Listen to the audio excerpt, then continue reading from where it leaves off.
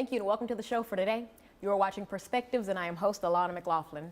This morning I have DeQuan Bean, known as 4Quan, here to discuss his background, his artistry, some of the pivotal adolescent experiences that he has had, and ultimately the impact that he seeks to leave on Nashville through his music. And Quan, I just want to thank you for joining me this morning, for giving me some of your time. And thank you for having me. Yeah. And this episode is a part of my African American Music Appreciation Month series. This is airing in June, and this month we're celebrating African American music. So there's no better way, in my mind, to celebrate that than by talking to the artists that kind of make African American music here in Nashville. Right. So I want to start off this first segment by talking about baby years. Set up Baby Quan for me, where you're from, kind of what that early childhood looked like. My name is DeQuan Bean. I'm from North Nashville, and I grew up in Salem Town with my my little brother, well, my big brother. I'm a middle child, so early years we had fun growing up, you know, having fun, like going outside. I really wasn't too into the music like early, like at a young age, but like I say maybe just listening to music when I'm riding with my stepdad and stuff like that. And now, what kind of music was stepdad into? What are some of those artists that you remember in the car? For sure, I remember like Lil Wayne, like all those little albums that he had. A little bit of Nas and Jay-Z, stuff like that. So those classics. Yeah. But I really didn't care for it like at a young age until I understood it when I got a little older. Right. Yeah. Now, what were you into as that child? Was it sports? Was it family? I was like, I say I was more into like drawing, doing stuff like that, like artwork. And kind of what were some of the schools that you were at? I went to J. Moss Elementary School, and then I went to Apollo Middle School, and then on up to Antioch High School, where I graduated. And would you say kind of between middle to high school is kind of where that love for music, or tell me where that... Love for music probably came probably like in middle school though. Okay, yeah. Probably right. Like in middle school, yeah. Going to school, like having my own little iPod and just downloading my own music and doing all that type of stuff. That's a throwback right there. Yeah. But tell me, I mean, some of the artists that you were listening to, I want to know the nitty gritty of it. You know, well, most all of us, we always listen to like Future and like Young Thug and stuff like that. Those were like the main, like going to school and stuff like that, like Young Thug, Future, probably like Young Scooter, stuff like that. But let me see who else I could say. Lil Wayne, of course, yeah. And you a Wayne fan? We gotta send this. Chief Keef, he had a little nice influence too, though, when I was growing up, like especially in high school too, though.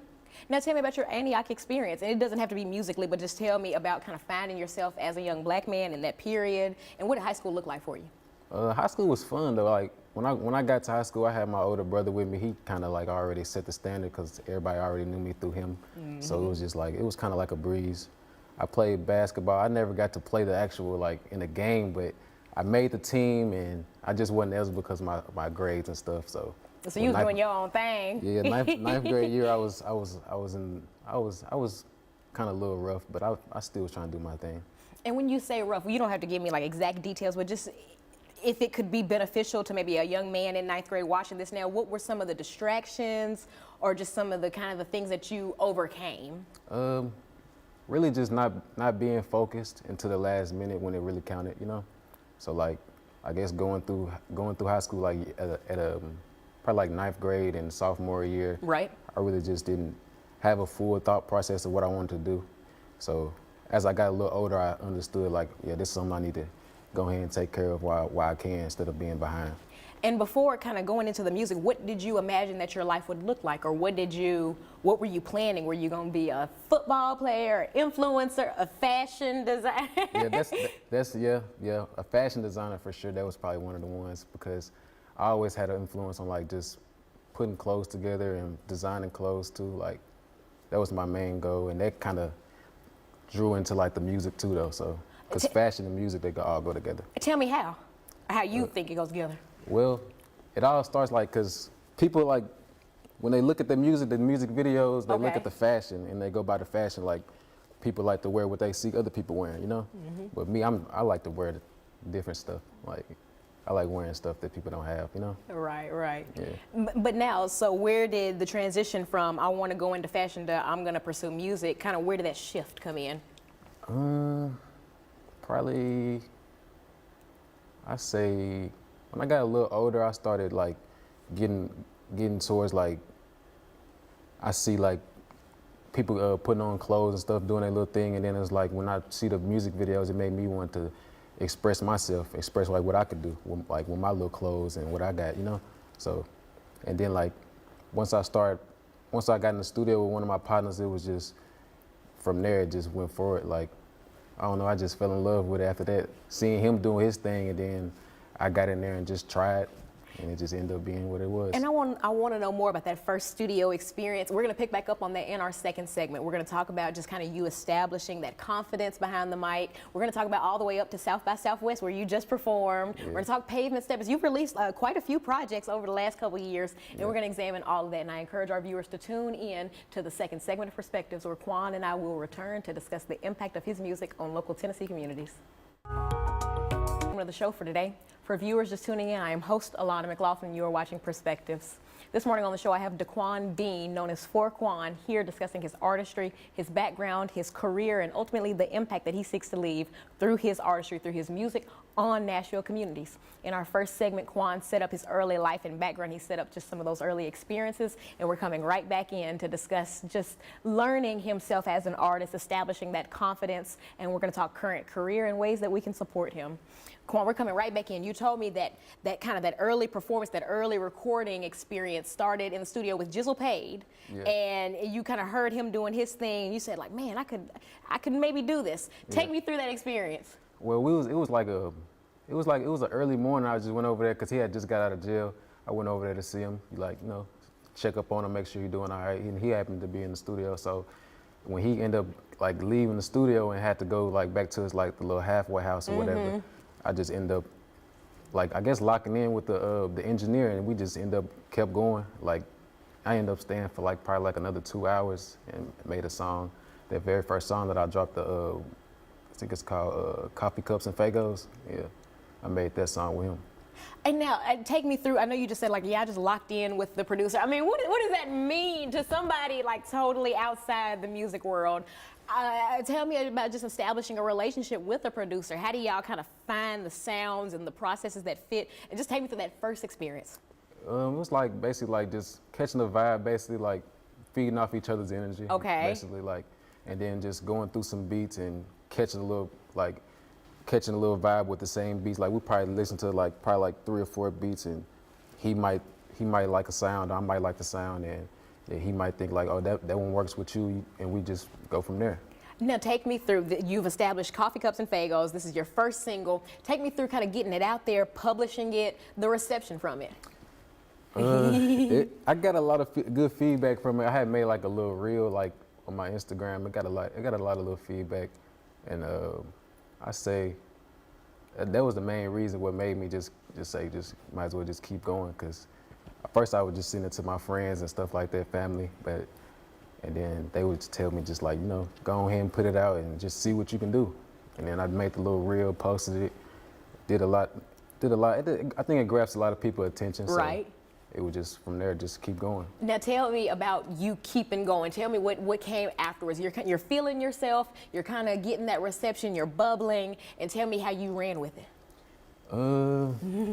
I say I just really just stayed focused on it and just kept doing what I needed to do. Like kept that same little sound for a little second, and then that's when a couple people started reaching out to me, like wanting to do stuff with me, like just because of like seeing what I'm doing, like, you know. And then that's when I came about like with the little collab and stuff with Big Top. It was just me just being natural and just letting everything flow, basically. Now, yeah, and take me through this collab with Big Top. It's so funny. Off camera, I just asked you, I'm like, are for steppers only and pavement steppers? I was like, is that the same thing? And you laughed at me, and you should have laughed at me. but take me through meeting Top, that collaborative effort, kind of finding sounds, Turn Us in the City. Take me through all of it. It was pretty good though. Like when I met him, well, I've been knowing him for a little minute. Like him and his brother, we were like in the same like age group, like playing basketball and stuff. So we were always like knew of each other. But when I met him in the studio and we actually just vibed and caught a little vibe and stuff, it was good. It was good to actually work with him, because he was already just like, he was at a nice little spot in his career. Like I think he was probably like 2 years in. Right. So he was a big influence, and in what I'm doing right now. And take me through, I want to know details. Where did y'all record at? Who were some of the engineers? Who made the beats? I think let me see. I think our first little session was, it was at one of my partner's house. Okay. It was like in a little, he had a little home studio, so we was just in there doing our little thing. We made a few songs, and then we had ended up finding, I think the Studio 340, I think that's what it's called, with Jeffo, and we did some stuff out there with him. That's where we ended up completing the whole tape out there. Jeffo the hitmaker, right? Yeah, Jeffo, yeah, that's my boy. I like Jeffo. He real cool. And I mean, still, I need to know the details. I mean, tell me about like picking the songs that were going on the project. Tell me about like he has a specific sound, you have a specific sound, and just kind of like meshing with him. Tell me the difference between Big Top and other artists that you may not mesh as well with, or may not like have that sound vibe with. I feel like me and him got like the same type of sound, kinda. Yeah. We were talking about it in the studio not too long ago. Like we got the same type of sound, cause a lot of people they do like a different little. I ain't gonna say they're different, but it's just like it ain't the same, you know. It's different. Everybody has a different flow when they get on the beat. Right. Everybody choose different beats, so. Right. A lot of the times it just go by that. Like if somebody choose like a more upbeat song or like a little slow paced song. Right. Like, that goes all into play when it comes to music. And I say choosing the songs was right. it was rough. It was rough because we still got a lot of songs that we didn't even get to put on there. So it was kind of rough. We had a lot of people like come and help, and like people that would like made the beats that had something to do with the project. They were more of a help when it came to picking the songs and plug stuff them like in if you can remember anybody. Tanner for sure. IV, they were on there. They were on there producing some of the beats. Let me see who else. And yeah, y'all Top brother. He got a good ear for music. Dub, he got a real good ear for music. So he was a part of that too, like choosing to like the little list and stuff. So. But I just like to hear just kind of the community effort that this took. I like that it's not just like y'all sitting in a dark room, like hunched over a computer. Yeah. There's a bunch of different hands and all Nashvilleian hands. Yeah. And I love that. Now take me through your next project after Pavement Steppers. And after that reception, you're kind of blowing up now. And take me through what life is looking like, both musically and on the outside. How are you balancing like your regular day-to-day life with being this rapper, this influencer? And take me through what life has looked like. It's been pretty good though. Honestly, I can't complain. Everything's been good. I still try to like maintain my regular life and still be able to entertain folks and stuff on Instagram. But it's kind of like a juggle, like, cause you still want to keep in their face and still want to be relevant to everybody. But you do have a lifestyle that you want to live on. So it's kind of a battle every now and then. I can agree with that. Yeah. But I think that you're juggling it well, especially you just took your talents to South by Southwest. We're going to start that conversation in the second segment and finish it in the third. But tell me about even being able to perform at South by Southwest. Take me through it. That was crazy. Shout out to Busy. She was the one that got me on the like it was like 3 or 4 stages she got me on. It was a good experience. I need to know about it. In our final segment, we're gonna break it down. I need to know about it. Tell me just some of the artist prep that you did. Kind of give some gems to any artists who are seeking South by Southwest. And we're gonna talk about just the impact it's had on your career. And I encourage our viewers to tune into the final segment of Perspectives, where Quan and I will return to discuss the impact of his music on local Nashville communities.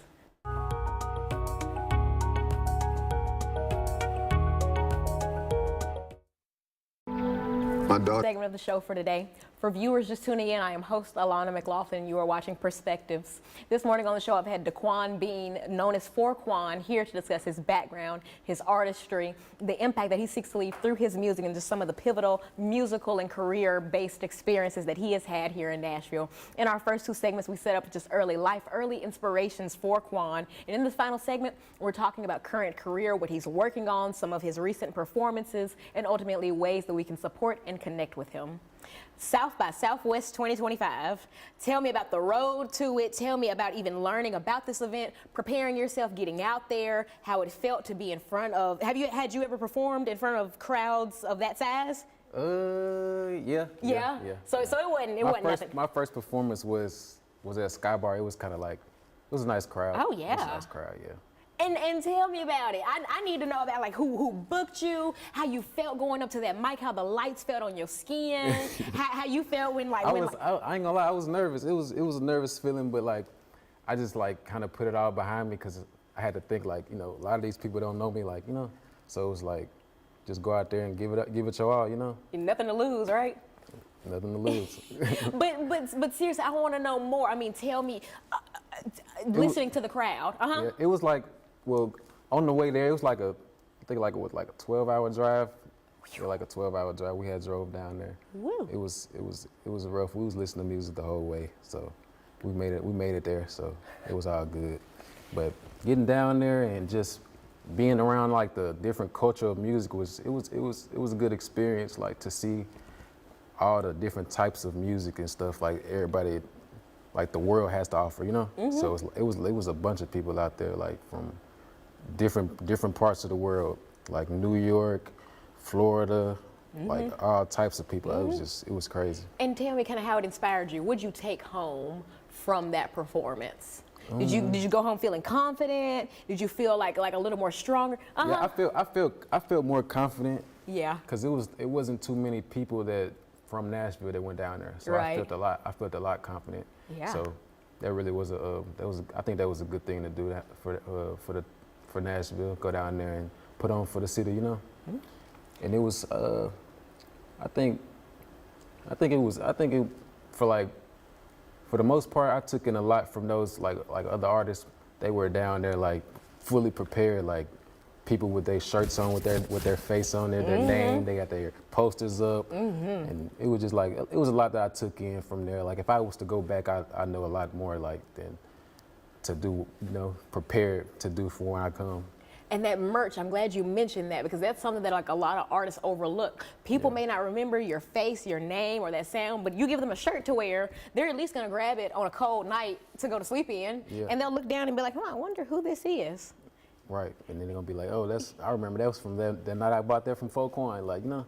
Let me get on his Instagram and see what he's doing. It's how it happens. And a lot of people had posters like with their QR codes on there too, so it could just go straight to like their Instagram, their whole like the like their all link platforms. tree, yeah. That's what's called link tree. Got all their little platforms on there, so that's another thing. Like I just taking it all in, you know, for next time if I do go. When you do go. Yeah. And with all that you've learned, tell me kind of what you brought back to Nashville and what you're working on today. Tell me what current Foquan looks like. Tell me what day-to-day life is looking like for you, what you're working on, and ways that people can connect with you.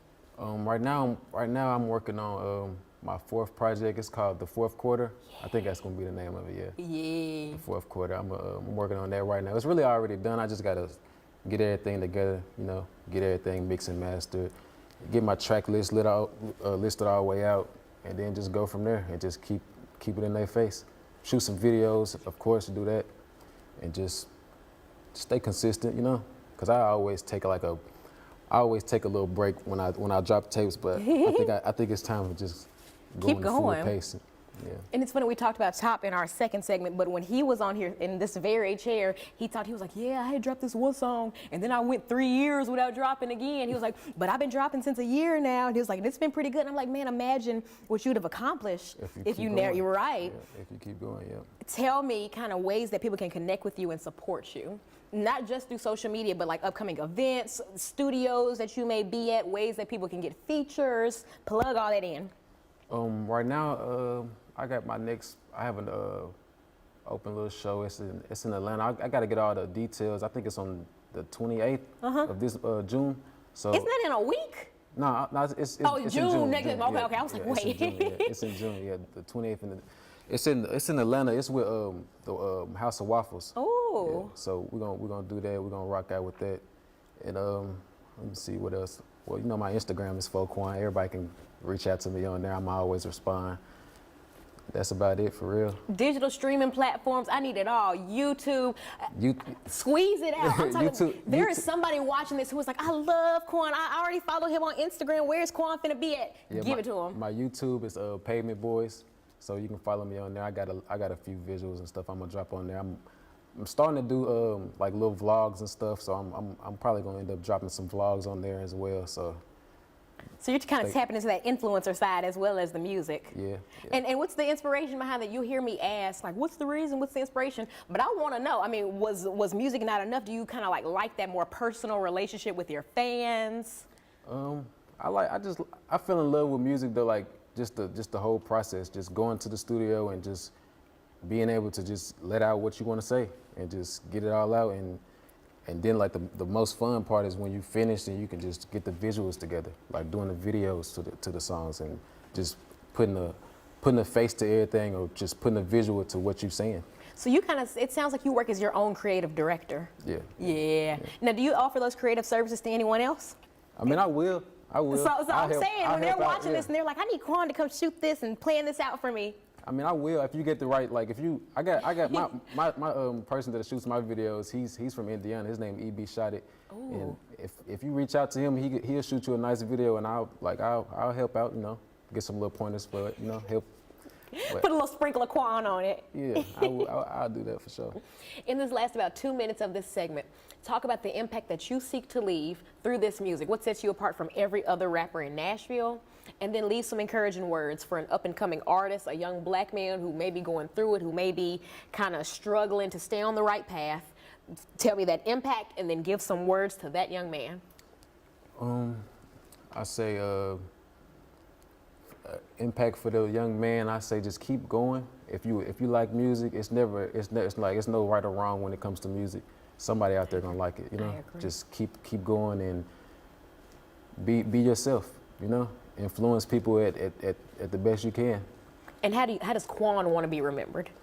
I say I want to be remembered like everybody already know me, like from putting my clothes on and stuff together, you know. So that's another way to remember me, you know. He was just a fly dresser. But beyond that, seriously, what do you want to leave with people? I want people to just feel my music, understand like it actually comes from the heart. A lot of the stuff that I actually talk about in some of my like songs that I actually done been through a lot of things. So just all that stuff like just goes in the hand, you know. And you're kind of showing people that vulnerability is okay when you're putting that in that music, getting those feelings out. It's almost like a mental uplift, like a mental health resource. You're getting that pain and that trauma out. And it's almost like a journal, you know. You just express yourself and let it out, because somebody's been through something that you've been through, so they'll feel it just the way you do. Quan, plug yourself in one more time, and we're gonna wrap this thing up. All right, my name is Quan, man. You can follow me on all platforms, the number 4, QUAN, and YouTube, Pavement Boys. And I got a new project coming out probably in June, somewhere, probably like the middle of June. Probably do the middle of June, the 4th quarter. That's my 4th project. It's probably gonna have a couple features on there too, so just be on the lookout for that. I love when you do this. I wish I had a hat on to do it too, but thank you, Quan, for just sharing your story and just sharing some time with me this morning. And thank you for just sharing your creativity with the world. And to our viewers, thank you for the opportunity to share the stories that matter most to Nashville. I wish you a good morning.